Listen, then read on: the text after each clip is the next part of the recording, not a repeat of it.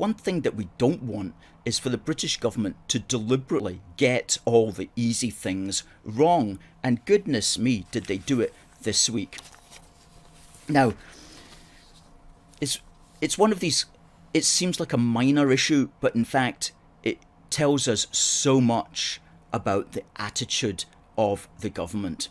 And what it is there's a sporran contract, right, for the Royal Regiment of Scotland. And they have to, I don't know how often, but they have to renew their sporrans, and they have to buy them from somewhere. And you would think, well, they'll buy them from a sporran maker in Scotland, because that would be the obvious thing. And if they do that, then they can do a nice little press release saying, we have bought X number of sporrans from sporran associated makers in wherever in Scotland. And people go, oh, that's nice. Just shows the benefits of the union at the same time as helping to preserve an endangered craft, at the same time as giving a little good story there about the British Army and about the Scots and the British Army and so on. So a nice wee thing just to help strengthen the union, buy the sporrans from a local sporran maker in Scotland. And there's only, of course, one or two of them around. But no, what the Ministry of Defence has to do, it has to look at the bottom lines. How much is this going to cost? Oh, can we get it cheaper off Amazon? Have you checked on eBay?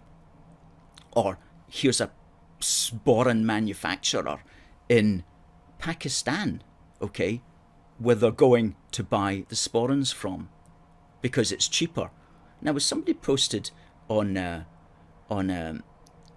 Facebook page last night, I mean, how much of a saving here are we talking about?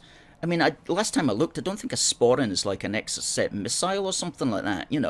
It's probably not that much of a saving. It's probably only like a few £100 or maybe a few £1,000. It's not going to be a massive saving.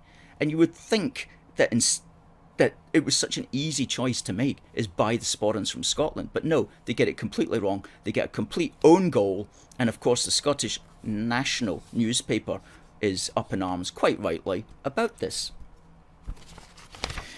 Scottish sporrans no more as MOD decides to import from abroad. So this was the article that alerted me on Sunday, the 6th. And so I was so just astonished at this behaviour that we wrote an open letter to Ben Wallace, who is the Defence Secretary, and we published that on Monday, and we put it out on our Facebook, on our Twitter, and on our Instagram.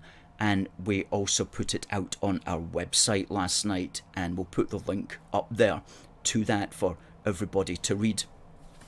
And we sent this also hard copy to Ben Wallace, and if we get a reply, we'll most certainly tell you. But the point that we made here is this contract could have helped to boost a small traditional craft and preserve endangered skills, esteem the British Army in Scotland, and demonstrate in a colourful and quirky way the ongoing value of the Union. Instead, it has ended up as an incredible own goal. It has demonstrated that there is precious little joined up thinking when it comes to the government's desire to support the Union. We suggest that the MOD needs a change in culture. Instead of obsessing with the economics of the matter, the primary consideration should be political. Will this help or hurt the Union of the United Kingdom is the question.